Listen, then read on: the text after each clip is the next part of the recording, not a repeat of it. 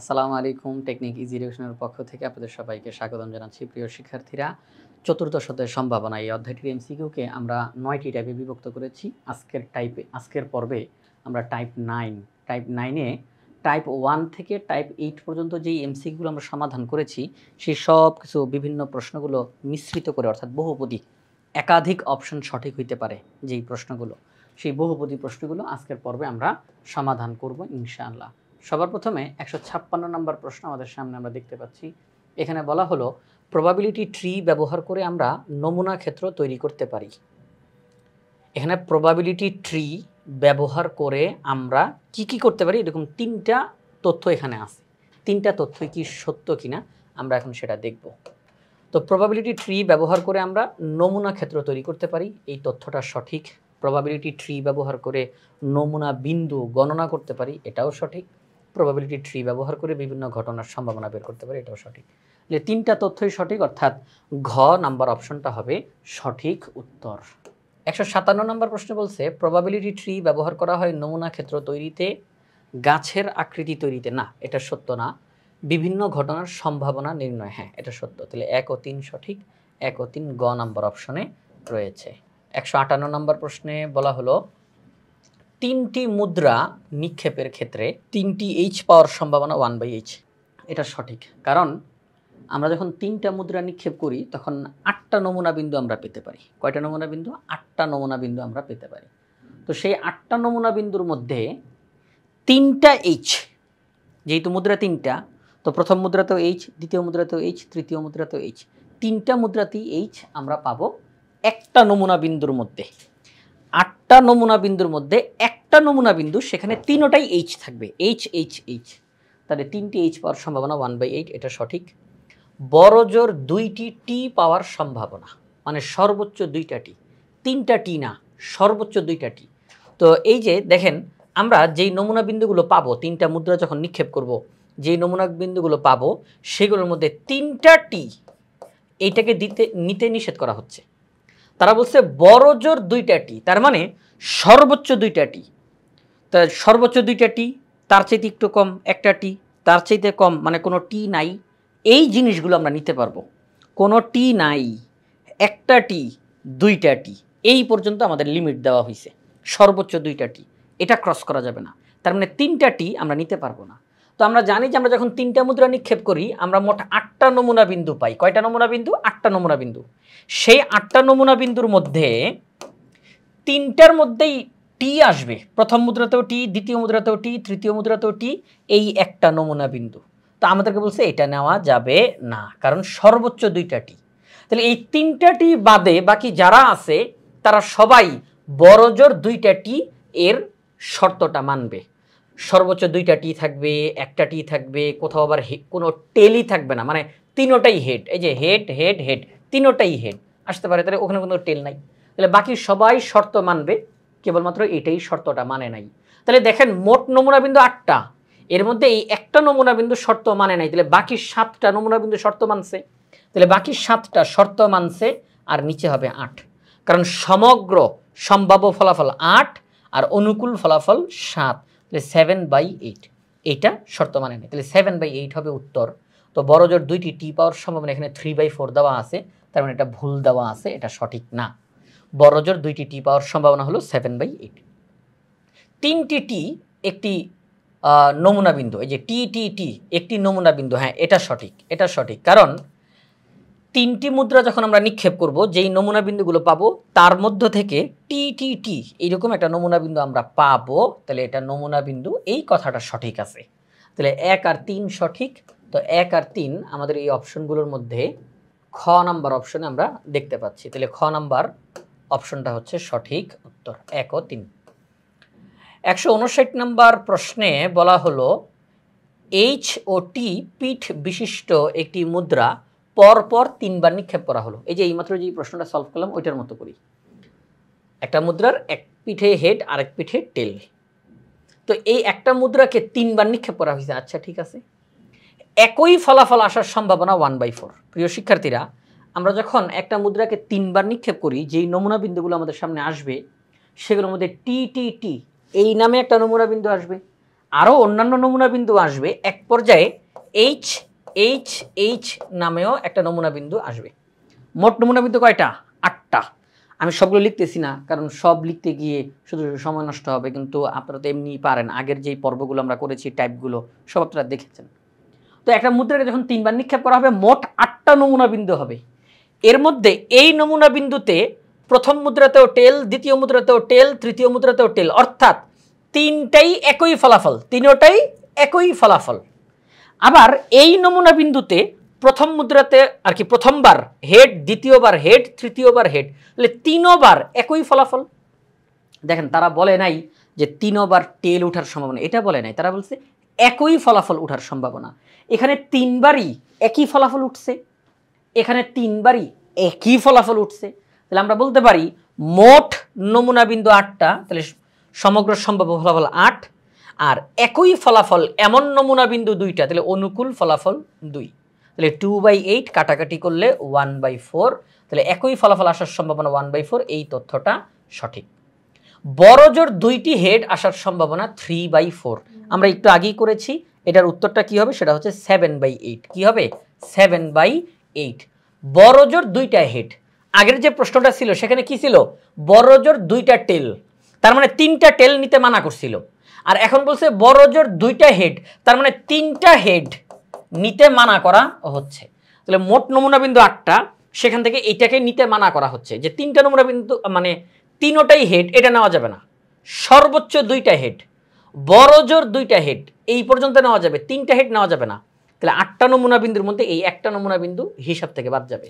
তাহলে উপরে বসবে 7, তাহলে 7/8, এখানে 3/4 দেওয়া, তাহলে এটা ভুল। 3 নম্বর তথ্য, মোট নমুনা বিন্দু 8টি সঠিক। তাহলে 1 ও 3 সঠিক, 1 ও 3 আমরা গ নাম্বার অপশনে দেখতে পাচ্ছি। 160 নম্বর প্রশ্নে কি বললো? 160 নম্বর প্রশ্নে বললো একটি মুদ্রা ও একটি ছক্কা একত্রে নিক্ষেপের ঘটনায় মোট নমুনা বিন্দু 12টি। কথাটা সঠিক, কারণ একটা মুদ্রা তাহলে 2, একটাই মুদ্রা তো পাওয়ার হিসেবে 1। একটা ছক্কা তাহলে 6, একটাই ছক্কা তাহলে পাওয়ার হিসেবে 1। এবার এদেরকে আমরা গুণ করব, তাহলে কত হয়? 6 দুগুণে 12 হয়। তাহলে মোট নমুনা বিন্দু 12টি। এই তথ্যটা সঠিক। 2 নাম্বার যে তথ্য, সেখানে বলা হলো কমপক্ষে একটি টি পাওয়ার সম্ভাবনা 11/12।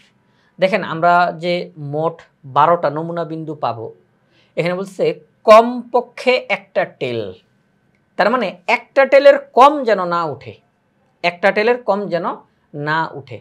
এই ক্ষেত্রে আমরা যদি এখানে দিকটা আমি আপনাদেরকে একটু লিখে দেখাই, তাহলে বুঝতে সুবিধা হবে। মুখে বলার চেয়ে এই জিনিসটা আমি লিখে দেখাইলে সুবিধা হবে বেশি।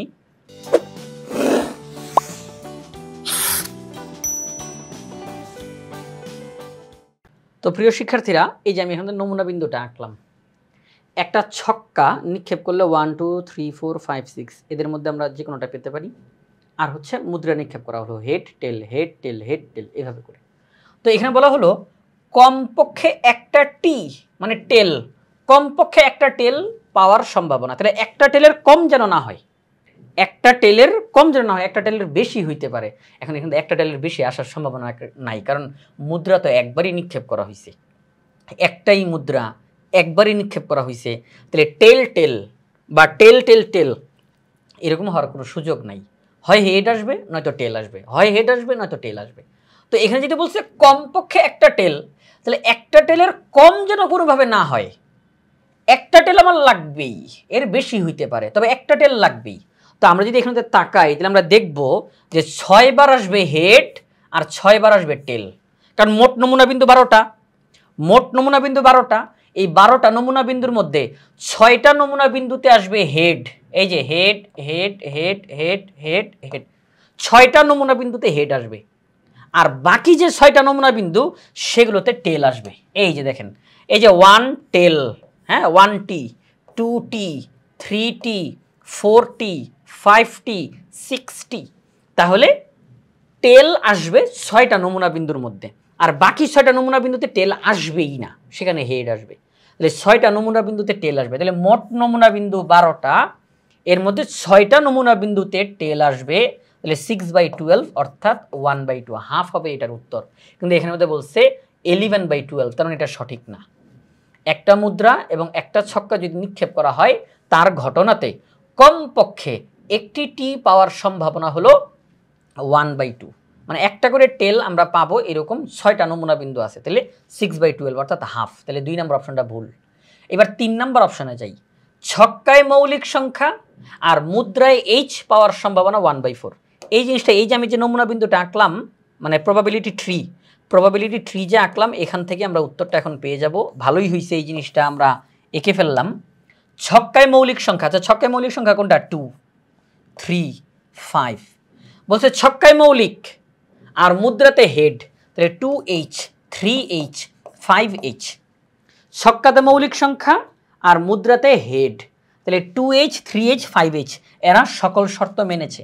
তাহলে মোট নমুনা বিন্দু 12টা, এর মধ্যে এই 3টা নমুনা বিন্দু সকল শর্ত মেনেছে। তাহলে 3/4 কাটাকাটি করলে 3/12 কাটাকাটি করলে 1/4, তাহলে 1/4 এই 3 নম্বর অপশনটা সঠিক। তো 1 ও 3 এখানে খ নম্বর অপশনে রয়েছে। 161 নম্বর প্রশ্নে কি বলল? 10টি কালো 5টি লাল বল দৈবভাবে একটি বল নির্বাচন করা হলে বলটি লাল হওয়ার সম্ভাবনা, লাল না হওয়ার সম্ভাবনা, লাল অথবা কালো হওয়ার সম্ভাবনা। তো যেই বলটা দৈবভাবে নির্বাচন করা হলো সেটি লাল হওয়ার সম্ভাবনা কত? মোট বল হচ্ছে 15টা, এর মধ্যে লাল বল 5টা, তাহলে 5 বসবে উপরে। কাটাকাটি করলে 1/3, এখানে 1/3 দেওয়া, তাহলে এটা সঠিক। এরপরে লাল না হওয়ার সম্ভাবনা, আমরা জানি যে লাল হওয়ার সম্ভাবনা যেটা বের হইছে, যদি আমরা 1 থেকে এই ফলাফলটাকে বাদ দেই, তাহলে সেই যেটা আসবে নতুন করে এটা লাল না হওয়ার সম্ভাবনা। কারণ শুধু 1-এর মধ্যে সকল রকমের সম্ভাবনা অন্তর্ভুক্ত থাকে। শুধু 1 এর মধ্যে সকল রকমের সম্ভাবনা অন্তর্ভুক্ত আছে। আমরা যদি তার ভিতর থেকে লাল হওয়ার সম্ভাবনাকে বাদ দিয়ে দেই, তাহলে যেই রেজাল্ট আমাদের সামনে আসবে সেটা হচ্ছে লাল না হওয়ার সম্ভাবনা। কারণ আমরা তো লাল হওয়ার সম্ভাবনা অঙ্ক থেকে বাদ দিয়ে দিছি, তাহলে লাল হওয়ার সম্ভাবনা তো আমাদের অঙ্কের থাকবে না, এটা বাদ। তাহলে যা থাকবে তারা হচ্ছে লাল না হওয়ার সম্ভাবনা। এই সম্ভাবনার ক্ষেত্রে 1 দ্বারা সকল রকমের সম্ভাবনা একত্রে যা হয় তাকে বোঝানো হয়। সকল রকমের সম্ভাবনা এই 1-এর অন্তর্ভুক্ত, সেখান থেকে লাল হওয়ার সম্ভাবনা বাদ, তাহলে লাল না হওয়ার সম্ভাবনা 2/3, তাহলে এটা সঠিক।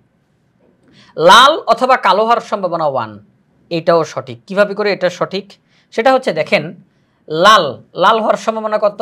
10/15, আর কালো হওয়ার সম্ভাবনা কত? 5/15। যেহেতু এখানে অথবা দেওয়া আছে তাহলে আমরা যোগ করব, অথবা থাকলে আমরা যোগ করব। তাহলে এখন দেখেন নিচে হবে 15 আর উপরে হবে 10 + 5, তাহলে উপরেও 15 নিচেও 15, কাটাকাটি করলে 1। যখন অথবা শব্দটা থাকে তখন আমাদেরকে যোগ করে দিতে হয়, তাহলে ফলাফল 1। তাহলে 3 নম্বর অপশনটাও সঠিক। তাহলে 161 নম্বর প্রশ্নের 3টা অপশনই সঠিক, তাহলে ঘ নাম্বার অপশনটা হচ্ছে সঠিক উত্তর। এবার আমরা 162 নম্বর প্রশ্নে যাই। 162 নম্বর প্রশ্নটা এইমাত্র যেই প্রশ্ন সলভ করলাম 161 তার মতোই। 15টা লাল 4টা কালো, আগের বার 5টা কালো ছিল তাই না? আগের বার 5টা, আচ্ছা 10টা কালো 5টা লাল, আর এখন 15টা লাল 4টা কালো। আচ্ছা সংখ্যা পরিবর্তন করছে, কোনো সমস্যা নাই।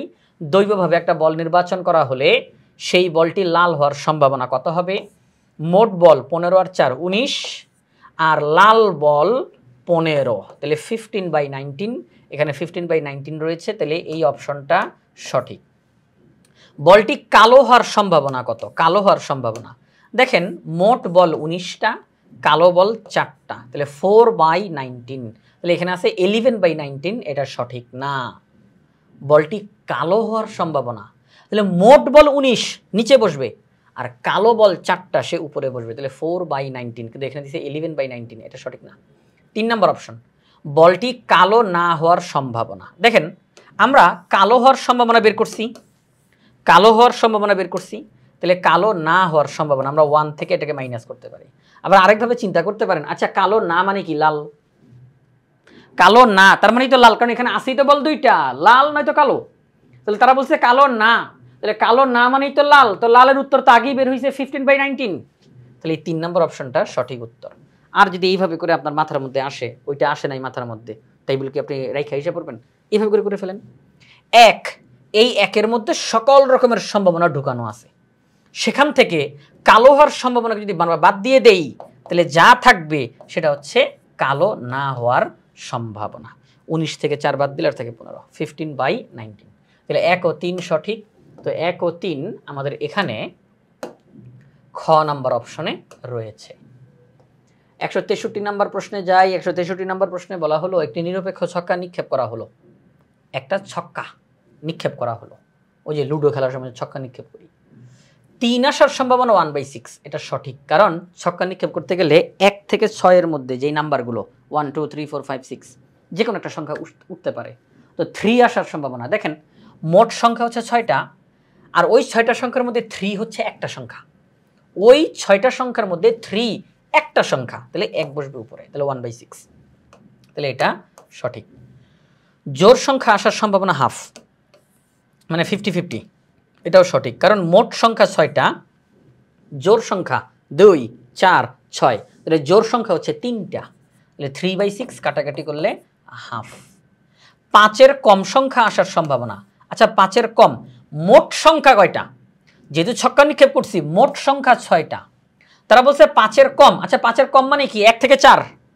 5-এর কম মানে 1 থেকে 4, তাহলে 1 থেকে 4 পর্যন্ত 4টা সংখ্যা, তাহলে 4/6 কাটাকাটি করলে 2/3, এখানে 2/3 দেওয়া রয়েছে। তাহলে 3টা অপশনই এখানের মধ্যে সঠিক। তাহলে আমরা বলবো ঘ নাম্বার অপশনটা হচ্ছে সঠিক উত্তর।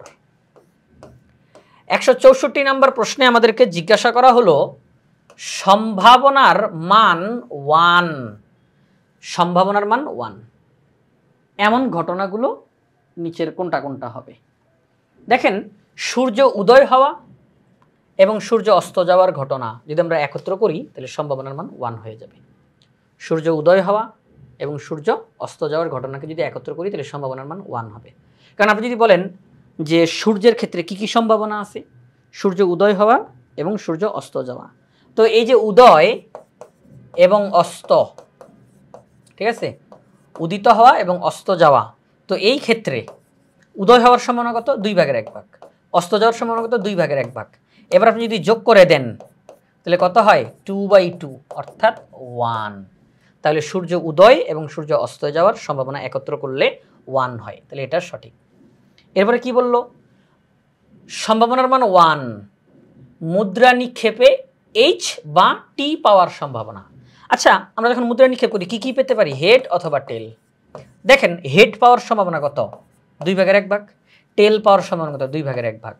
তো যদি একত্র করে দেন, কারণ যে বলছে হেড বা টেল, হেড অথবা টেল, তাহলে যদি একত্র করে দেন তাহলে হবে 2/2, অর্থাৎ 1, তাহলে এটাও সঠিক। ছক্কা নিক্ষেপে জোড় বা বিজোড় সংখ্যা আসার সম্ভাবনাও 1, কেন? কারণ এইমাত্র এই যে একটু আগের প্রশ্নটা, জোড় সংখ্যা পাওয়ার সম্ভাবনা কত যখন আমরা ছক্কা নিক্ষেপ করি? জোড় সংখ্যা পাওয়ার সম্ভাবনা হচ্ছে হাফ। একই রকমভাবে বিজোড় সংখ্যা পাওয়ার সম্ভাবনাও হাফ, একত্র করলে 1, তাহলে 3 নম্বর তথ্যটাও সঠিক। তাহলে 164 নম্বর প্রশ্নের ক্ষেত্রে 3টা তথ্যই যেহেতু সঠিক, তাহলে ঘ নাম্বার অপশনটা হচ্ছে সঠিক উত্তর। আমরা এখন 165 নম্বর প্রশ্নের সম্ভাবনা আর কি সমাধান করব। 165 নম্বর প্রশ্নে বলা হয়েছে সম্ভাবনার মান 0 এমন ঘটনা হলো নিচের 3টার মধ্যে কোনটা কোনটা সঠিক হবে? দেখেন সম্ভাবনার মান 0, আচ্ছা সম্ভাবনার মান 0 কোনটা? যেই ঘটনা ঘটা অসম্ভব, মানে এই ঘটনা ঘটতেই পারে না, এটা অসম্ভব, তাদের সম্ভাবনার মান হচ্ছে 0, যে এটা ঘটবেই না কোনোভাবেই, তো এটার সম্ভাবনার মান 0। তাহলে রাতে সূর্য দেখার সম্ভাবনা 0, কারণ রাতের বেলা চাঁদ দেখবেন, সূর্য দেখবেন দিনের বেলা, তাহলে রাতে সূর্য দেখার সম্ভাবনা 0, এই কথাটা সঠিক।